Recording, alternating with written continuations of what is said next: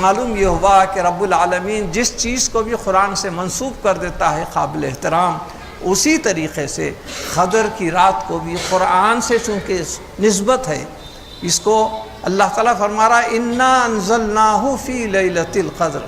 تو اب یہاں پر ایک غلط فہمی ہوتی ہے، وہ یہ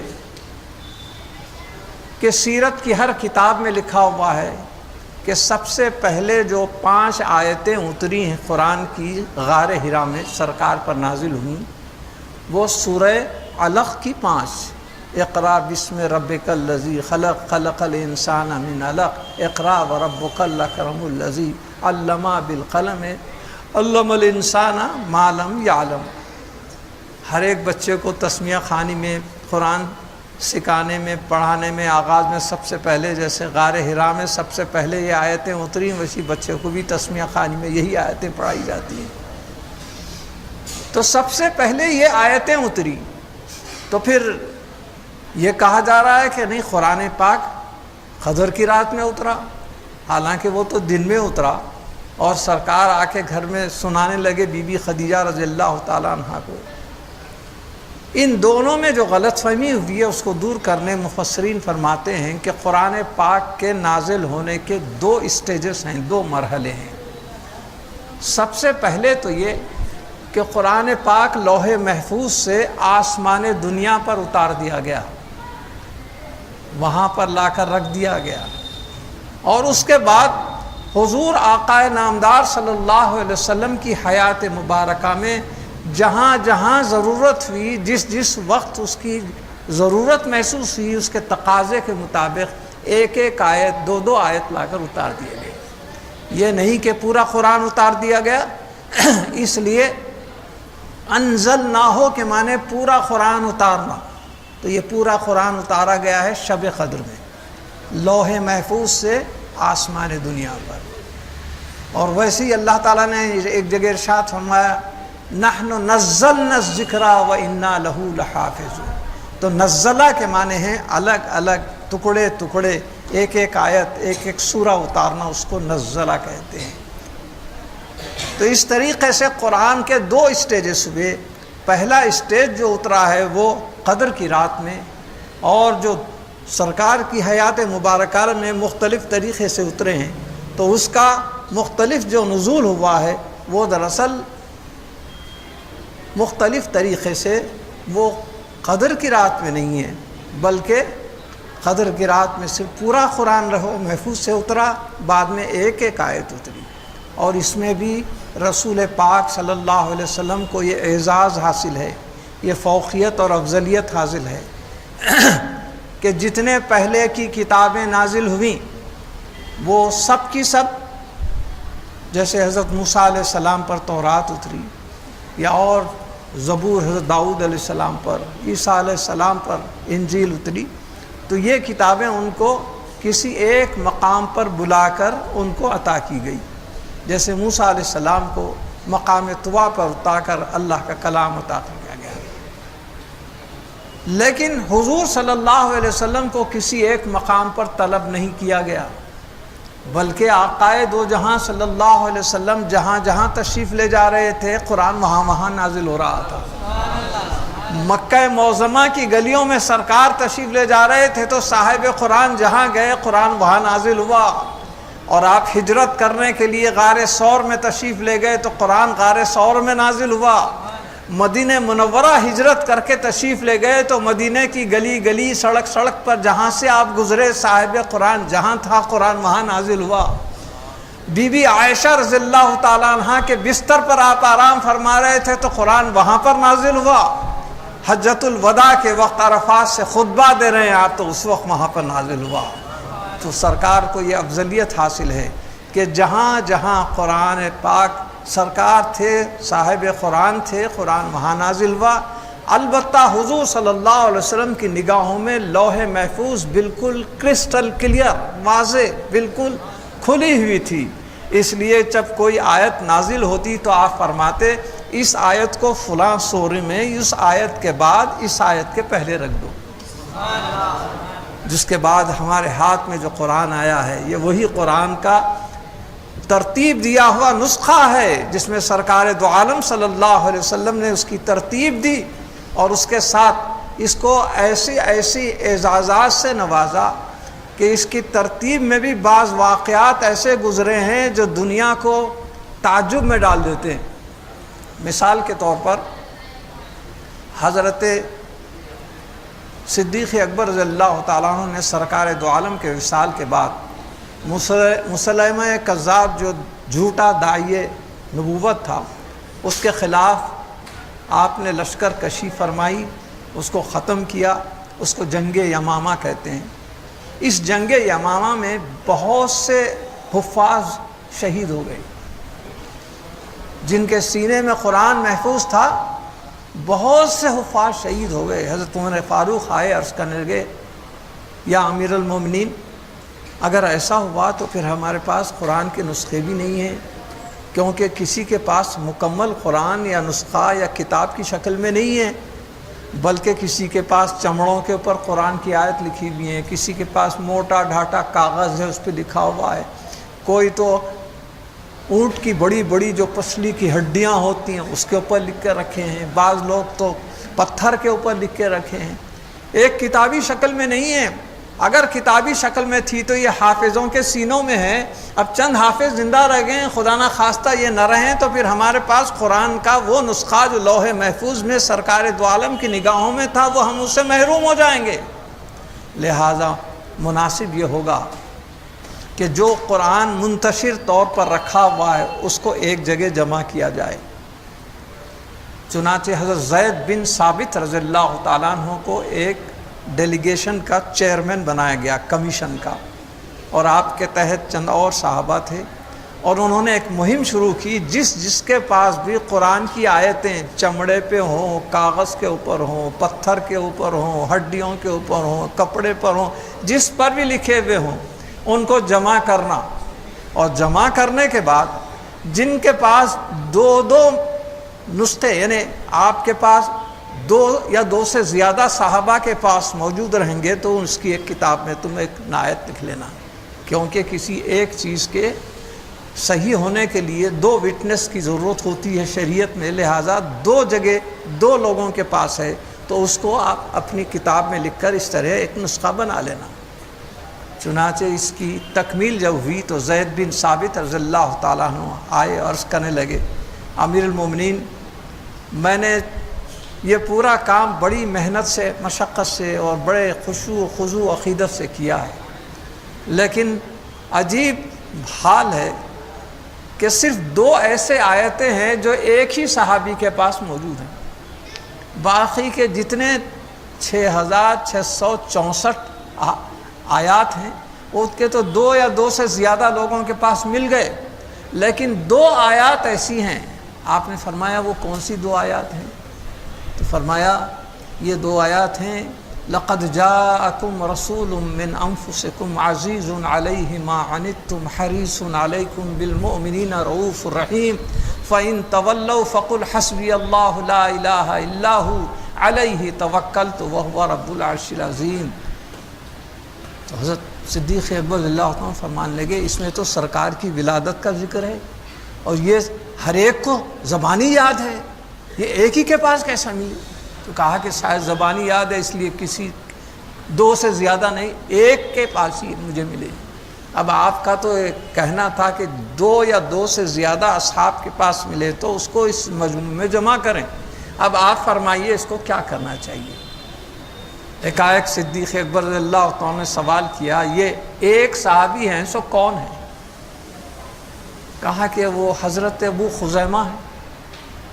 تو حضرت ابو بکر رضی اللہ تعالیٰ عنہ نے ہاتھ مارا اور کہا، ہاں تمہیں معلوم ہے کہ ایک بار حضور صلی اللہ علیہ وسلم راستے سے تشریف لے جا رہے تھے، کسی غیر مسلم یہودی وغیرہ سے کوئی جانور خریدنے کا معاملہ ہوا، بات چیت ہو گئی، قطعیت ہو گئی، سرکار اس کو رقم ادا کر دیے اور وہ گھوڑا لے لینا چاہتے تھے کہ انہیں کہا کہ یہ رقم بھی میری ہے، یہ گھوڑا بھی میرا ہے، آپ کے اسلام کی روح سے وٹنس ہونا چاہیے۔ کون وٹنس ہے یہاں پہ؟ آپ میں ہوں، اس کے سوا کوئی بھی نہیں ہے۔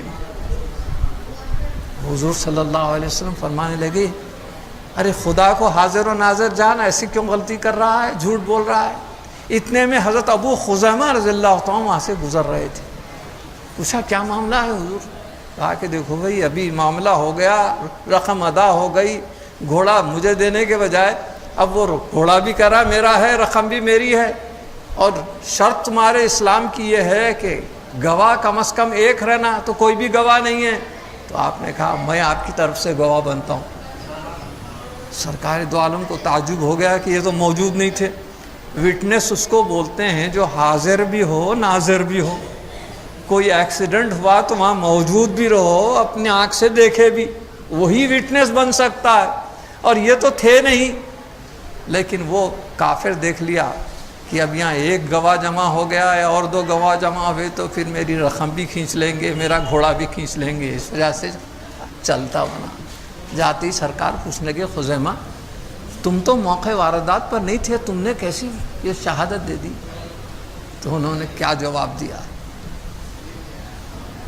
واقعی جواب سننے کے بعد صحابہ کے ایمان کا معیار معلوم ہوتا ہے، اندازہ معلوم ہوتا ہے. فرمانے لگے یا رسول اللہ صلی اللہ علیہ وسلم آپ تو آسمان کی باتیں ایسی فرماتے تھے جس کے اوپر ہم یقین لاتے تھے. آسمان کی باتوں پر تو یقین کر لیں، زمین پر ایک معاملہ ہوا ہے کہ آپ جھوٹے بولیں گے، جھوٹ بولیں گے، اس کے پر ہم یقین نہ کریں. یہ کیسا ہمارا ایمان اجازت دیتا ہے؟ جب آپ نے فرمایا کہ معاملہ ہو گیا تو میں نے اسی کو بالکل قطعی سمجھ کے اس کی اجازت دی. اب اس روز مدینے کے چاند اپنے دربار میں بیٹھے ہوئے ہیں، سب تارے اطراف جمع ہو چکے ہیں صحابہ کرام. اب گفتگو کے دوران سرکار نے اعلان فرمایا آج ہم ابو خزیمہ کو ایک انعام سے سرفراز کرنا چاہتے ہیں. لوگ غور سے سننے لگے کیا بات ہے. تو فرمایا کہ دیکھو آج ہمارے ایک معاملے میں انہوں نے گواہی دی ہے، مجھے جو اللہ تعالیٰ نے اختیارات دیے ہیں اس کا استعمال کرتے ہوئے ابو خزیمہ کی ایک گواہی کو میں 2 گواہیوں کے برابر قرار دیتا ہوں. مثلا نکاح میں 2 گواہ کی ضرورت ہے، ابو خزیمہ اکیلے رہ جائیں گے تو نکاح برابر ہو جائے گا. جہاں جہاں 2 گواہوں کی ضرورت ہے ابو خزیمہ کا اکیلا رہنا کافی ہے، ان کی ایک گواہی 2 گواہیوں کے برابر ہے. جب حضور نے یہ انعام ان کو دیا تھا اور یہ آیتیں انہی کے پاس رکھی ہیں تو سرکار کو معلوم تھا آج یہ صورتحال ہونے والی ہے، شاید اس لیے 2 گواہیوں کا انعام دیا تھا. لہذا سب سے 200 سے زیادہ صحابہ کے پاس کی آیتیں تم جیسے جمع کیے ہو، ابو خزیمہ کی جو گواہی ہے وہ ایک نہیں ہے بلکہ وہ دگنی ہے، لہذا اس کو بھی جمع کر لو. اور آج جو 6666 آیات کا نسخہ ہے اس میں ابو خزیمہ رضی اللہ تعالیٰ عنہ کی ایک گواہی کو شامل کر کے بنایا گیا ہے، اور قیامت تک یہ ایسی باقی رہنے والا ہے. اس کی تدوین میں اللہ تعالیٰ نے ایسے ایسے مراحل سے مسلمانوں کو گزارا ہے کہ دنیا دیکھ رہی ہے آج کہ طرح طرح کے مصائب دنیا میں آ رہے ہیں، زلزلے پیدا ہو رہے ہیں، کہیں سیلاب آ رہے ہیں، کہیں تو کسی قسم کے مصائب آسمان سے گزر رہے ہیں. لیکن اللہ تعالیٰ نے یہ ثابت فرما دیا، اپنی حفاظت کا جو ذمہ لیا ہے اس کو پورا کر دیا. اور آئندہ بھی جب کبھی اللہ تعالیٰ اگر فرض کیجئے کہ زمین اور آسمان بھی زیر و زبر ہو جائیں گے تو قرآن کا زیر زبر نہیں ہوگا اور زبر جا کے زیر نہیں ہوگا. ایسی اس کی حفاظت فرما رہا ہے، اور اسی حفاظت کا ذکر کرتے فرما رہا ہے نحن نزلنا الذکر وإنا لہ لحافظون، کہ ہم نے اس ذکر کو اتارا ہے اور اس کی ہم حفاظت کر رہے ہیں. تو یہ حفاظت طرح طرح سے ہو رہی ہے. دنیا میں آج ایسی کوئی کتاب آپ کو نہیں ملے گی جو کسی 4 سال 5 سال کے بچے کے سینے میں پورے کے پورے آیات موجود ہوں. دنیا میں بہت سی مذہبی کتابوں کا دعویٰ کرنے والے موجود ہیں، مگر کسی کی بھی مذہبی دعویٰ کتاب کے پورے متن پورا وربیٹم کسی کے سینے میں موجود نہیں ہے. یہ بھی ایک یہ معجزہ ہے سرکار دو عالم صلی اللہ علیہ وسلم کا، جو آج قائم ہے اور قیامت تک قائم رہنے والا ہے. لہٰذا آج کی رات جو قدر کی رات آ رہی ہے اس کی قدر کرنے کے جو طریقے بتائے گئے ہیں، یا تو عبادت کریں، تراویح کو بڑی پابندی کے ساتھ ادا کریں۔ ایک روایت میں یہ بھی ہے کہ بعض لوگ جو زیادہ مشقت عبادت کرنے کے قابل نہیں رہتے ہیں، ان کی جسمانی حالت یا ان کا ضعف، ان کی کمزوری، بوڑھا پن، تو ان کے لیے ایک روایت ہے کہ اگر وہ عشاء کی نماز باجماعت پڑھ لیں تراویح، اور اس کے بعد صبح فجر کی نماز بھی باجماعت پڑھیں اور بیچ میں اگر سو جائیں تو ان کو رات تمام جاگنے کا ثواب اللہ تعالیٰ دے۔ لیکن اسی روایت کو لیتے ہوئے آپ یہ نوجوان بچے یہ نہ کہیں کہ مولوی صاحب بول دیے ہیں کہ رات کو مزے میں سو جاؤ، ایسا نہیں ہے، وہ بوڑھوں کے لیے، ضعیفوں کے لیے ہے، مریضوں کے لیے ہے۔ لیکن رات میں جاگنا 1000 مہینے کی عبادتوں کے ثواب سے زیادہ ثواب حاصل کرنا ہے۔ ایسے 1000 مہینے جس میں شب قدر شامل نہ ہو، تو یہ شب قدر کی قدر و منزلت ہے۔ اور ایسے راتوں میں جہاں تلاوت قرآن کریں، کیونکہ قرآن ایک ایسی کتاب ہے کہ اس کا ہر پہلو عبادت ہے، اس کا پڑھنا بھی عبادت ہے، پڑھانا بھی عبادت ہے، سننا بھی عبادت ہے، سنانا بھی عبادت ہے، لکھنا بھی عبادت ہے، لکھانا بھی عبادت ہے، یہاں اس کو دیکھنا بھی عبادت ہے، دکھانا بھی عبادت ہے، بلکہ ایک مقام سے اٹھا کر دوسرے مقام پر رکھنا بھی عبادت ہے۔ آپ حفاظ کرام اکثر ختم قرآن کے وقت دیکھیے، اگرچہ کہ ان کے سینے میں پورا قرآن موجود ہے، وہ زبانی پڑھ سکتے ہیں، مگر قرآن یا پارہ لے کر اس کے سامنے پڑھیں گے تاکہ پڑھنے کا بھی ثواب ملے، اس کے ساتھ یہ دیکھنے کا بھی ثواب مل جائے۔ تو یہ کتاب ہر لحاظ سے ثواب کی ہے، اس کی جتنی تلاوت کریں کم ہے، زبانی کریں۔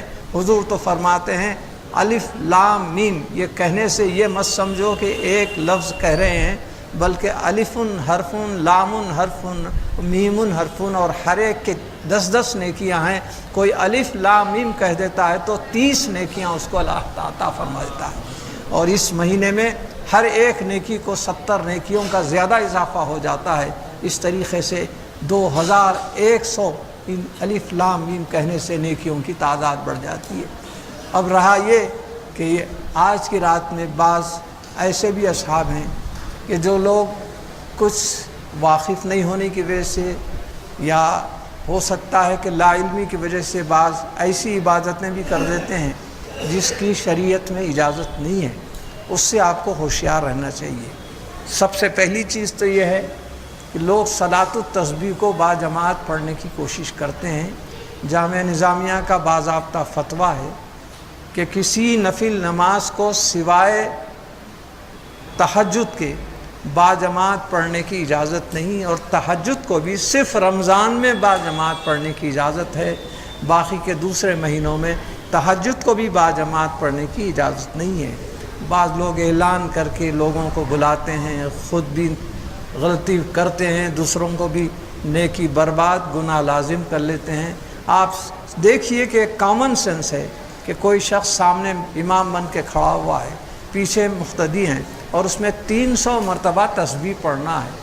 کوئی پیسنجر کی رفتار سے پڑھتا ہے، کوئی ایکسپریس کی رفتار سے پڑھتا ہے، کوئی ڈیلکس کی رفتار سے پڑھتا ہے، اور امام صاحب نہ جانے کون سی رفتار سے پڑھتے ہیں، تو آپ کے 300 تسبیح برابر ہوں گے نہ ہوں گے، پھر وہ کہاں سے آپ کی 300 تسبیح ہوگی؟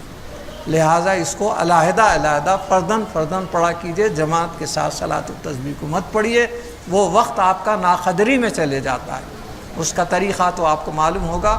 حضور صلی اللہ علیہ وسلم نے اپنے عم محترم حضرت عباس رضی اللہ تعالیٰ عنہ کو فرمایا کہ چچا جان، آپ یہ صلاۃ التسبیح روز پڑھیں تو کیا کہنے، روز نہ پڑھ سکے تو ہفتے میں 1 مرتبہ پڑھیے، ہفتے میں نہیں تو کم از کم مہینے میں 1 مرتبہ، مہینے میں نہیں تو سال میں 1 مرتبہ، سال میں 1 مرتبہ نہیں، عمر میں 1 مرتبہ ضرور پڑھیے۔ جو اس نماز کو پڑھتا ہے اگر اس کے گناہ سمندر کے کف کے برابر بھی ہوں تو اللہ تعالیٰ معاف کر دیتا ہے۔ یہ ایسی پیاری نماز ہے صلاۃ التسبیح۔ اس کا پڑھنے کا طریقہ میں بتا کر اپنی بات کو ختم کرتا ہوں کہ دیکھیے اس میں 4 رکعت ہوتے ہیں، اور ہر رکعت میں 75 بار سبحان اللہ والحمد للہ ولا الہ الا اللہ واللہ اکبر یہ تسبیح پڑھی جاتی ہے، مگر اس کے مقامات اس سے واقف ہونا چاہیے۔ اپنے حنفی مسلک کے لحاظ سے پہلے نیت کر کے اللہ اکبر کہہ لیجئے، اور ثنا پڑھ لیجئے سبحانک اللہم و بحمدک و تبارک اسمک و تعالی جدک ولا الہ غیرک، اس کے بعد قرآن کے لیے اعوذ اور بسم اللہ پڑھنا پڑتا ہے، وہ پڑھنے سے پیشتر ہی 15 مرتبہ یہ تسبیح پڑھ لیجیے۔ اس کے بعد اعوذ باللہ، بسم اللہ اور سورہ فاتحہ ضمن سورہ۔ اس کے بعد ذرا یاد رکھیے کہ ایک دم رکوع میں جانے کی عادت ہوتی ہے، مگر رکوع میں جانے سے پہلے 10 مرتبہ مزید یہ تسبیح پڑھ لیں۔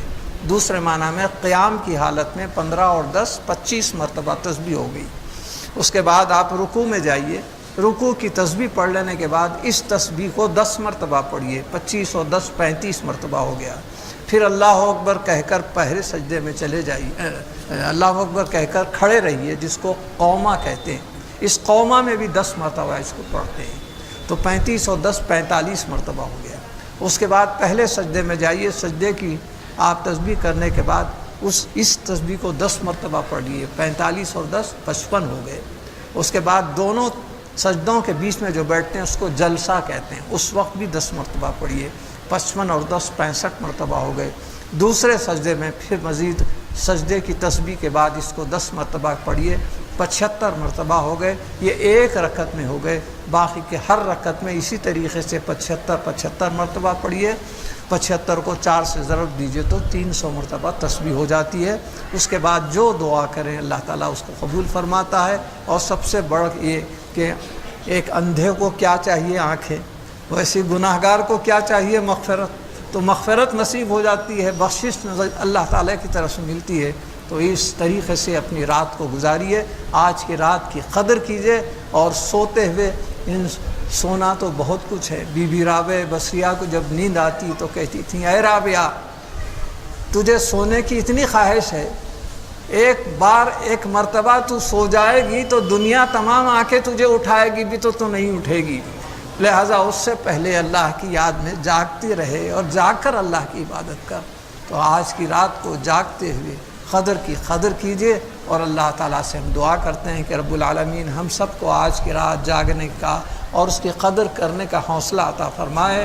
رب العالمین اس کے جو فیوز و برکات ہیں اس سے ہم کو مالا مال فرمائے، اور ہمارے جو کچھ بھی گناہ ہیں ان کو معاف فرما دیں، ہماری خطاؤں کو درگزر فرما دیں، اور حاضرین مجلس کے دینی دنیوی جائز جتنے مقاصد اور مرادیں ہیں اللہ تعالیٰ اس کو قبول فرمائے، اور سب حضرات کے اعتکاف کی اس عبادت کو بھی جو آج کی رات نور علی نور ہونے والی ہے اللہ تعالیٰ اس کو بھی قبول فرمائے۔